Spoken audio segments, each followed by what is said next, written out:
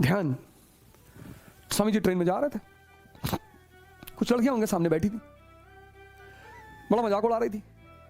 America का समाज 1890s का उभरता हुआ मैटरलिस्टिक, तो वहां की लड़कियों के लिए सन्यासी मतलब भिखारी।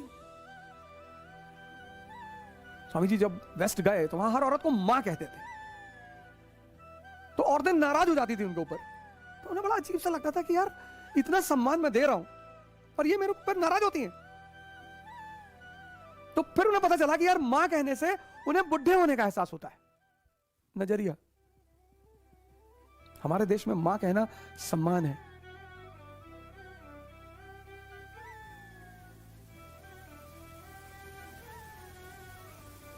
नजरिया।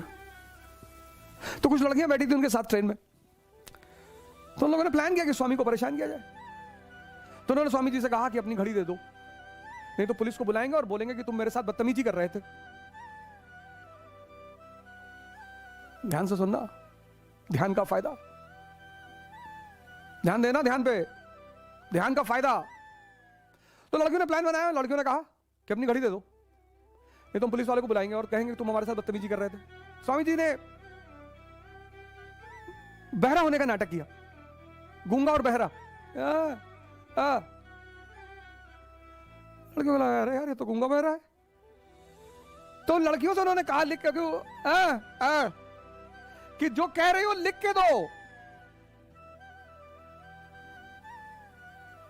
बालक बुद्धि और भारत का जागृत दिमाग, हमसे मत टकराना, हम ध्यानी हैं।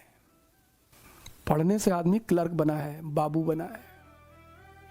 चाहे बड़ा क्लर्क हो चाहे छोटा क्लर्क हो, क्लर्क तो क्लर्क है, लेकिन ध्यान ने आदमी को भगवान बनाया है। यह इस देश की महानता है, यह इस देश की उपलब्धि है,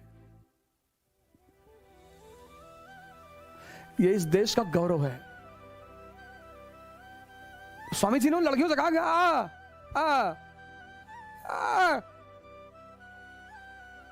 अरे ये तो गूंगा बहरा है। तो उन्होंने लिख के दिया कि तुम हमें अपनी घड़ी दे दो, नहीं तो हम पुलिस को बुलाकर तुमको फंसा देंगे। लिख के दिया, उन्होंने जेब में रख लिया। बोले अब तुम सब अपनी अपनी घड़ी दे दो, नहीं तो तुम्हारा क्या होगा ये तो भगवान ही जाने। यह है ध्यान की शक्ति। तुमको न्यूटन का नियम स्कूल में पता चलेगा और बिना समझे कि उसको लगाना कहाँ है, न्यूटन का नियम लेके घूमोगे बाजार में, भैया हमको न्यूटन का नियम पता है। तो क्या नियम जानना जरूरी नहीं है, नियम को लगाना कहां है। A body at rest will be at rest, a body in motion will be in motion until and unless an external force is applied on it. अब लिए घूमो